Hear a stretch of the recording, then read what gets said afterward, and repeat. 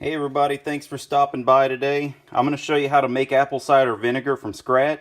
Of course, you got to be careful, and I'm not responsible for anything you do wrong on your own. But this is good apple cider vinegar. I drink it. I actually put it in some of my recipes for fish.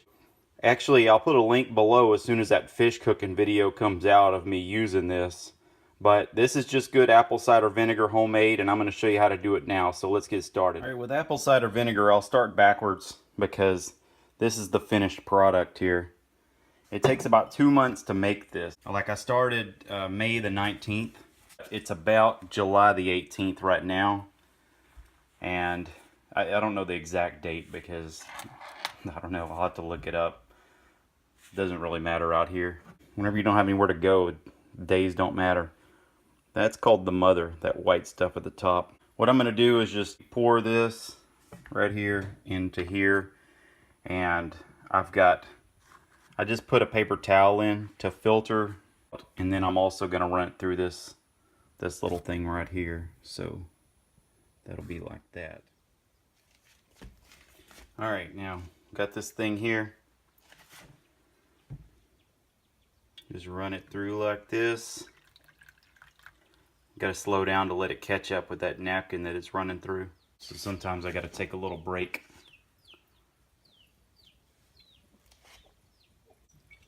Because what I'm going to do with this, the white stuff that's on top, I'm going to recycle because it'll help start the new batch. So I'll cut up some more apples and put them in with the white stuff that's left over, and then I'll start a new batch.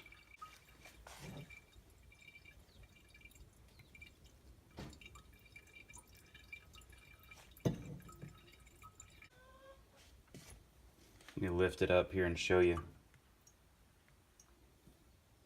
This is what's coming through. Looks a little bit like gasoline.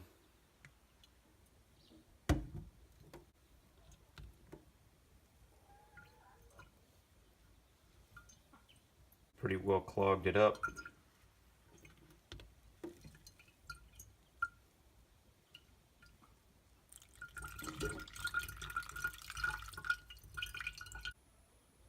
You can see how it's catching at this. See how it's catching in there? Now I'm just going to save this in the new, put this in the new batch. Wow, that got a little messy. The final remnants are just draining down in there from this. That's what's in there. I've got that little blob down there in the bottom is that the white stuff that was floating on top. That's the mother. That's what I'm going to use to start the new batch.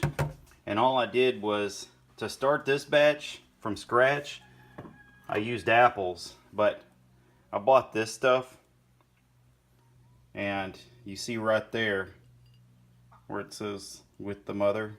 So I just used the bottom little bit that was left of that bottle and then put it in there and started my own batch. Now let me show you how this all starts.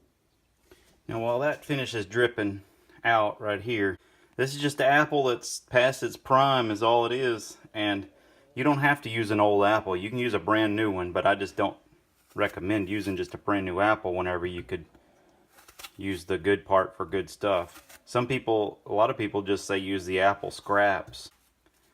You just cut this apple into little chunks and put it in there. And I'll get back with you whenever I'm done peeling this apple. Alright, now there's one other thing you need to pay attention to. There's the seeds. Everybody knows apples have seeds. Some people say the seeds are poison. Some people say the seeds are cancer prevention, and a few people say it cures cancer. But you need to do your own research to decide what you want to do with the seeds. See if you want to put them in there or not. I am actually putting the whole apple in here, but I'm not a doctor, so I can't give you medical advice, and I'm not giving you medical advice. So do whatever you want to do as far as that goes. I'll see you in just a minute whenever I finish cutting up this apple. This is not bottled water. This is water in a bottle. But we have this much apple right here. The key is you can put about as much water as you have apples, You can't put more water than you have apples. Right there. That'll be fine. I'm just going to pour this in here. Now,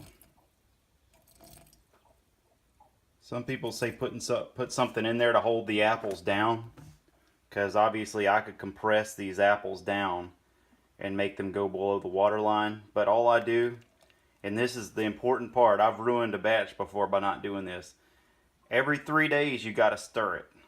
So what I do is just make a goal in my mind to stir it every 2 days, and then usually it gets done every 3 days. You just you got to stir this every 3 days or mold will form on the top.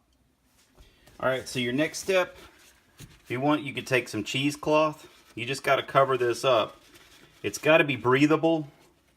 I'm using a paper towel. It's got to be breathable, but you can also use cheesecloth or whatever, but this is just a paper towel, and it keeps the bugs out.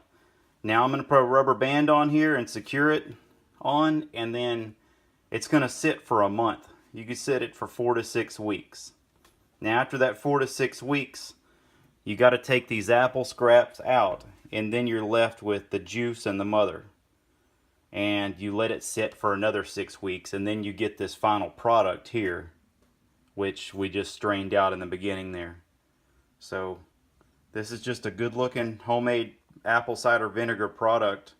And if you're going to drink this every day like I do, I drink a little bit every day, you know, once you strain this out, you might as well start on a new batch. And if anybody would like to see what happens in a month when I take it out, I'll make a video.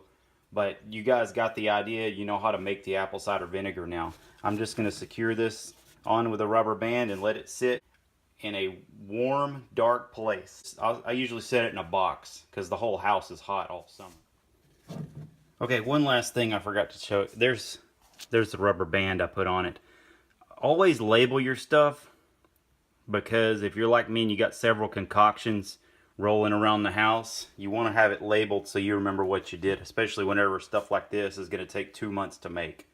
So just make sure you label everything and keep track of it.